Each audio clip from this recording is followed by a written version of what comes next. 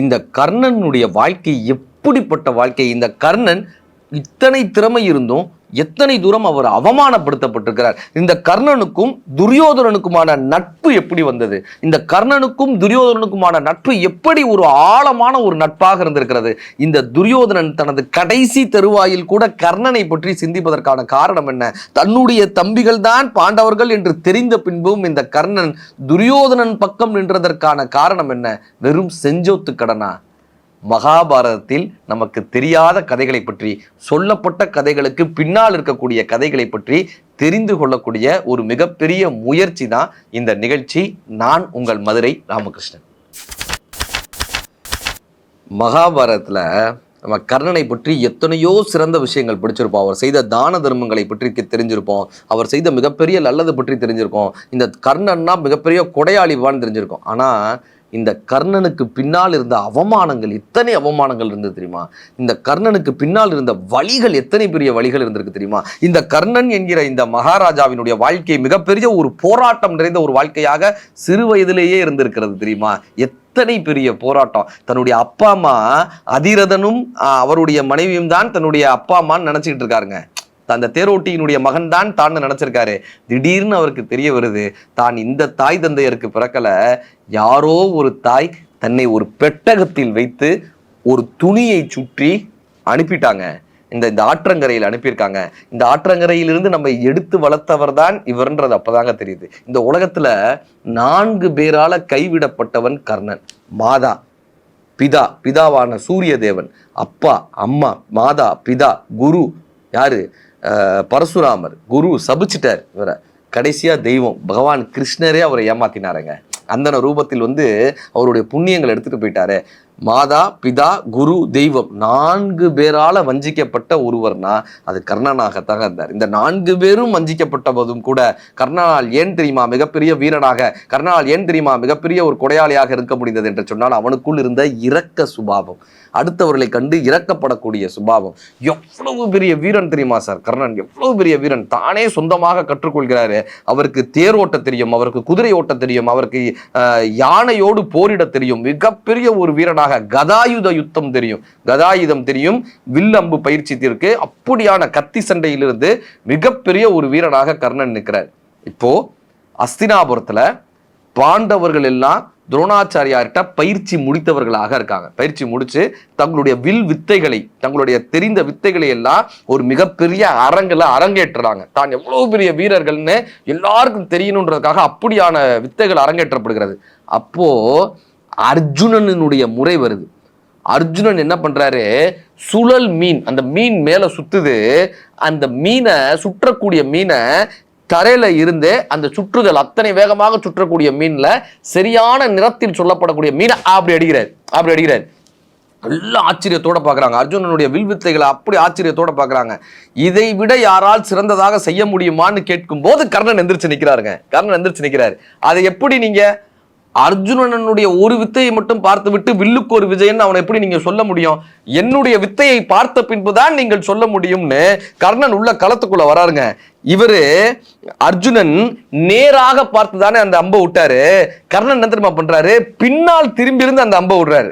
எந்த நிறத்தில் சொன்னார்களோ அதே நிறத்தில் இருக்கக்கூடிய பறவையை அடிக்கிறது. எந்த நிறத்தில் சொன்னாங்களோ, என்னென்ன குருமார்கள் சொல்றாங்களோ, இவருடைய அம்பு மழையா பொழியுது. வார்த்தை சொல்லி முடிக்கிறதுக்குள்ள இவருடைய அம்பு பறக்குது. அத்தனை திறமை, கர்ணனுடைய திறமை அத்தகைய திறமையாக இருக்கிறது. அங்க இருக்கக்கூடிய குருமார்கள் எல்லாம் வியந்து போகிறார்கள். அங்க இருக்கக்கூடிய குருமார்கள் எல்லாம் அப்படியாக பயந்து போகிறார்கள். அர்ஜுனனை விட ஒரு படி மேலான ஒரு வீரன் நிற்கிறானே, வில்லுக்கு ஒரு விஜயன் என்று நாம் சொல்லி கொண்டிருந்தோமே, இந்த குரு வம்சத்தை விட ஒருவன் நிற்கிறானே, இவன் யாராக இருக்க முடியும்? நீ யாருன்னு கேட்கிறாங்க. கர்ணன் என்ன தெரியுமா சொன்னாரு? பரசுராமர் சீடர்களில் நானும் ஒருவன். இதுவா கேள்வி? நீ யார்? உன் குலம் என்ன? உன் தாய் தந்தையார் யார் கேட்குறாங்க. கர்ணன் தேரோட்டியனால் வளர்க்கப்பட்டவங்கள. அந்த காலத்துல வர்ணாசிரமம் மிக அதிகமாக இருந்த காலம். வர்ணாசிரமத்தை பிடிச்சுக்கிட்டவங்க பிராமணர்கள், சத்திரியர்கள், வைசியர்கள், சூத்திரர்கள்னு 4ஆ பிரிச்சு, இந்த பிராமணர்கள் எல்லாம் உயர்ந்தவர்கள், சத்திரியர்கள் எல்லாம் வீரர்கள், வைசியர்கள் எல்லாம் வியாபாரம் செய்பவர்கள், இந்த சூத்திரர்கள்னு சொல்லக்கூடியவர்கள் தாழ்த்தப்பட்டவர்களாக பார்க்கப்பட்டாங்க. சூத்திரர்கள் என்ன தெரியுமா? சூத்திரம் தெரிந்தவன் சூத்திரனாக இருந்தான். ஃபார்முலா தெரிஞ்சவங்க, விவசாயம் செய்வதற்கு அதற்கான சூத்திரம் தெரிந்தவங்க, ஒரு மண்பானை செய்வதற்கான சூத்திரம் தெரிந்தவர்கள், ஒரு விஷயத்தை உருவாக்குவதற்கான சூத்திரம் தெரிந்தவர்கள் சூத்திரர்கள்ன்றதை மாற்றி அவர்களை தாழ்த்தப்பட்டவர்களாக வச்சிருந்தாங்க. இந்த கர்ணன் தேரோட்டினால் வளர்க்கப்பட்ட காரணத்தினால எல்லா இடத்திலும் நீ சூத்திரன் தானே, தேரோட்டியினுடைய பையன் தானே, நீ சூத்திர புத்திரன் தானே, சூத்திரன் தானே, சூத்திரன் தானே, சூத்திரன் தானேன்னு அவருடைய திறமைக்கான சரியான வாய்ப்புகளே அவருக்கு அமையலைங்க. சரியான இடம் கிடைக்கவே இல்லைங்க. சரியான ஒரு தளம் கிடைக்கவே இல்லைங்க. எங்க போனாலும் அவர் ஒதுக்கப்பட்டு கொண்டே இருந்தார். நீங்க நல்லா படிக்கக்கூடிய ஸ்டூடெண்ட்டை அவனுடைய ஜாதி பெயர் சொல்லி நீ படிக்கக்கூடாதுன்னு சொன்னா அந்த ஸ்டூடெண்ட்டுக்கு எவ்வளவு பெரிய மன வருத்தமா இருக்கும் சார். அம்பேத்கர் அவர்களுக்கு அப்படித்தானே இருந்தது. அவர் படிக்கணும்னு ஆசைப்பட்டு போறாருங்க. அவர் எங்க திரும்ப உட்கார வச்சிருப்பாங்க, கோணி பைய போட்டு ஸ்கூல்ல பின்னாடி உட்கார வச்சிருப்பாங்க. அவருக்கு யாரோ ஒருத்தர் வந்து தண்ணீர் ஊற்றணும். இந்த தண்ணீர் அவங்க இப்படிதான் குடிக்கணும். இந்த தண்ணீர் ஊத்துறவர் வரலைன்னா அம்பேத்கர் அன்னைக்கு ஃபுல்லா தாகத்தோடு இருக்க வேண்டியதான் சார். ஒரு முறை ஏதோ போர்டுக்கு போகணுன்றதுக்காக எல்லா மாணவர்களையும் கடந்து போய் அந்த போர்டில் ஏதோ எழுதுறாரு. இவர் கடந்து போயிட்டாருன்னு சொல்லி அந்த மாணவர்கள் எல்லாம் அந்த சாப்பாட்டு டப்பாவை எடுத்து குப்பையில கூட்டிட்டாங்களா சார். இவர் கடந்து போயிட்டாராம் அந்த இடத்த. இவரை ஸ்கூலுக்கே வரக்கூடாதுன்னு சொல்றாங்க. அம்பேத்கர் அவர்கள் என்ன தெரியுமா பண்ணாரு, ஒரு கோணி பையை எடுத்துக்கொண்டு ஸ்கூலுக்கு நீங்க பாடம் படிக்க தானே வரக்கூடாதுன்னு சொன்னீங்க, குப்பை பொறுக்கலாம்ல, நான் குப்பை பொறுக்குபவனாக வருகிறேன் என்று சொல்லி அத்தனை குப்பைகளையும் புறக்கி கொண்டு அந்த பாடத்தை கவனிச்சாராம். சட்டம் போடக்கூடாது என்று தடுத்தவனை சட்டம் போட்டு தடுத்தவர் அம்பேத்கர். அவர் கோட்டு போட்டார், வேர்த்தது எதிரில் இருப்பவர்களுக்கு. படிக்கக்கூடாதுன்னு சொன்னதுக்காக அத்தனை பட்டம் பெற்றவருங்க அம்பேத்கர். உலகத்தினுடைய மிகப்பெரிய புத்தகமான இந்திய அரசியலமைப்பு சட்டம் 2 கையாலையும் எழுதினவர். எதுக்காக ஒருத்தனுக்கு திறமை இருந்தால் அவனை அங்கீகரிக்க வேண்டும் என்று அந்த காலத்திலிருந்து இந்த காலத்துக்கு வரை குரல் கொடுப்பதற்கான ஆட்கள் இருந்தாங்க. அந்த காலத்திலிருந்து திறமை இருந்தும் கூட, கல்வி இருந்தும் கூட அவர்களை மறுத்தவர்கள் ஏகப்பட்ட பேர், அவர்களுடைய சாதியை காட்டி மறுதளித்தவர்கள் ஏகப்பட்ட பேர் இருந்தாங்க. அப்படி கர்ணன் எங்க போனாலும் சூத்திர புத்திரன் தானே அவனுக்கான வாய்ப்பு கிடைக்கவே இல்லை. அவமானப்பட்டு நிற்கிறாங்க.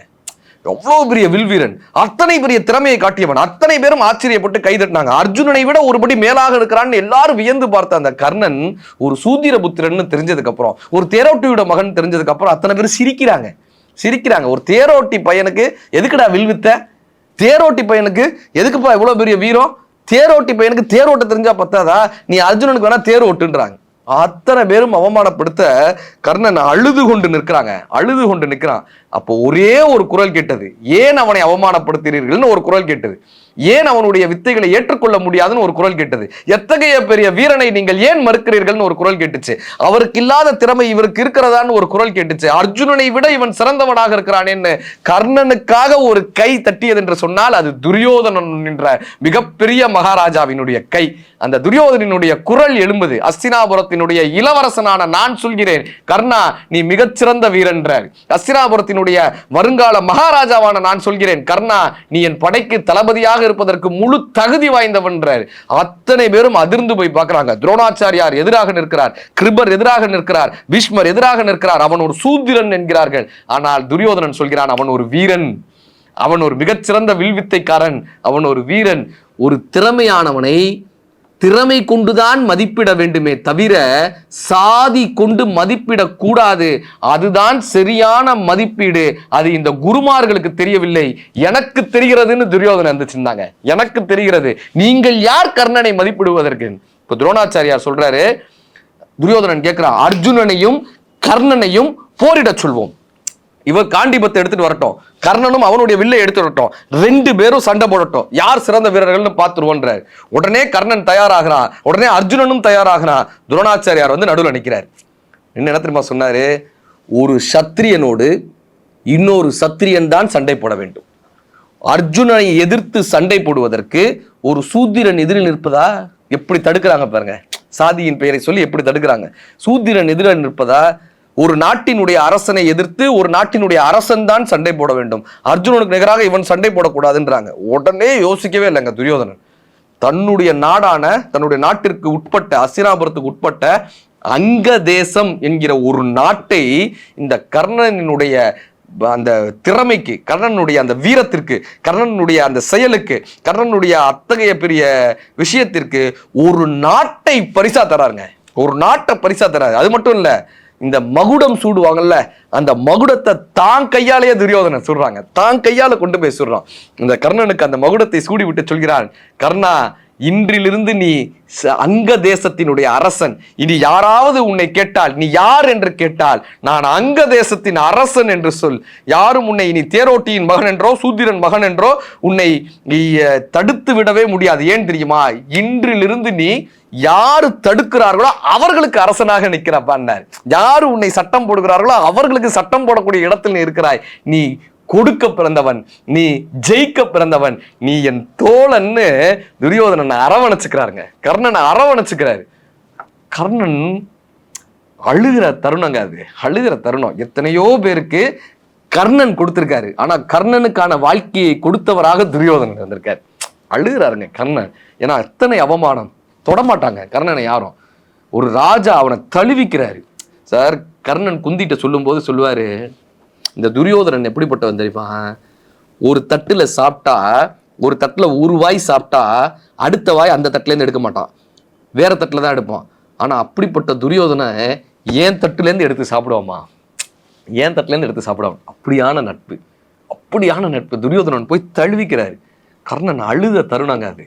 கர்ணன் எத்தனையோ பேருக்கு எவ்வளவோ கொடுத்தார். ஆனால் கர்ணனுக்கான அடையாளத்தை, கர்ணனுக்கான அங்கீகாரத்தை கொடுத்தவராக துரியோதன மகாராஜா இருந்திருக்கார். தழுவிக்கிறார்.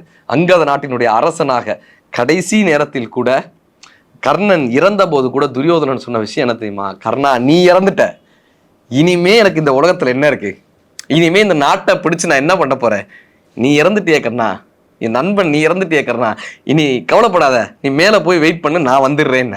நீ மேல போய் காத்தி கொண்டிரு, நாளை நான் வந்து விடுகிறேன்னு துரியோதனன் சொன்ன அந்த தருணம் இருக்குல்ல, நட்பையினுடைய ஆழத்தை உணர்ந்தவராக துரியோதனனும் திறமையினுடைய ஆழத்தை உணர்ந்தவராக கர்ணனும் அந்த காலகட்டத்தில் திறமையை மட்டும் பார்க்காமல் ஏதோ ஒரு வகையில் சாதியின் பெயரால் ஒரு திறமையாளனை தடுக்கக்கூடிய சமூகத்தில் திறமையை திறமையால் மட்டுமே பார்க்க வேண்டும் என்று சொல்லக்கூடிய மகாராஜாவாக துரியோதனனும் இந்த அங்கீகாரத்தை தந்ததற்காக, எல்லோரும் நிராகரித்த போது தன்னை ஏற்றுக்கொண்டதற்காக, அந்த வீரத்தை ஏற்றுக்கொண்டதற்காக, திறமையை ஏற்றுக்கொண்டுவதற்காக கடைசி வரை துரியோதன மகாராஜாவோடு இந்த கர்ணன் தோளுக்கு தோளாக நின்று தன் உயிரை கொடுத்தான் என்று சொன்னால், யார் அவமானப்படுத்தினார்களோ, யார் காயப்படுத்தினார்களோ, யாரெல்லாம் கஷ்டப்படுத்தினார்களோ அவர்களெல்லாம் உதறிவிட்டு தனக்கு ஒரு தோள் கொடுத்தானேயா தோழன், அவனுக்காக நான் வாழ்வில் நிற்பேன் என்று சொல்லக்கூடிய அந்த இடம் இருக்குல்ல, வாழ்க்கையில் கர்ணனை போல, துரியோதனனை போல ஒரு நட்பு நமக்கு கிடைத்து விட்டால்